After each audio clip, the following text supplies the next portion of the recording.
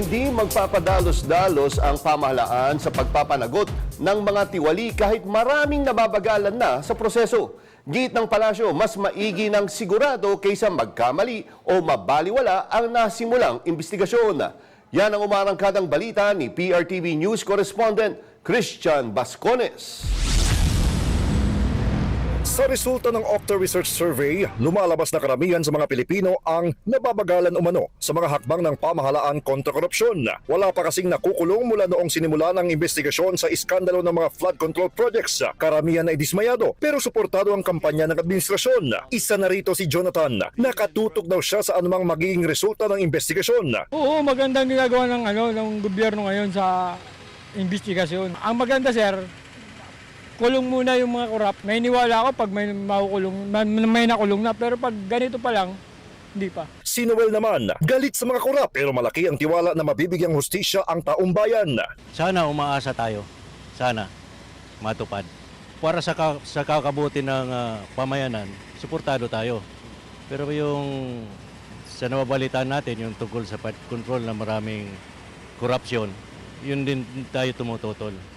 Kasi ang natatapakan nila yung para sa kinabukasan ng mga bata.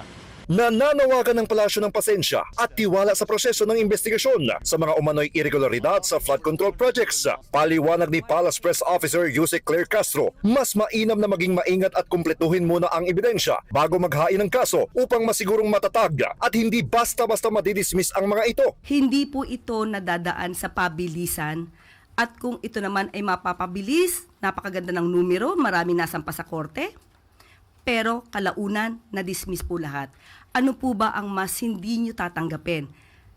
Nakapagsampa ng maraming kaso, pero na-dismiss po lahat dahil hindi hinog at kulang ang ebidensya.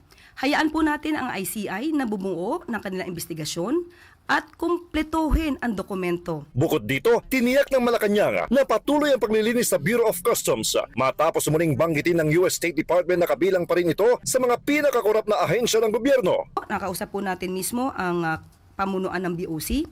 Sila po ay nakipag-ugnayan na sa American Chamber of Commerce at pati po sa US Embassy through the FA. At nais nilang ipaliwanag at ipakita na meron pong sweeping reform agenda ang bagong pamunuan at nire-reinforce po rito ang transparency, accountability, and professionalism. Ayon sa palasyo, nakikipagtulungan na ang Customs sa American Chamber of Commerce at US Embassy upang ipakita ang pagpapatupad ng mga reforma sa transparency, integridad at professionalismo, kabilang na ang halos 97% na digitalization ng operasyon para mapabilis ang serbisyo at mabawasan ang katiwalian. Ako si Christian Bascones ng PRTV News, nagseserbisyo para sa Pilipino.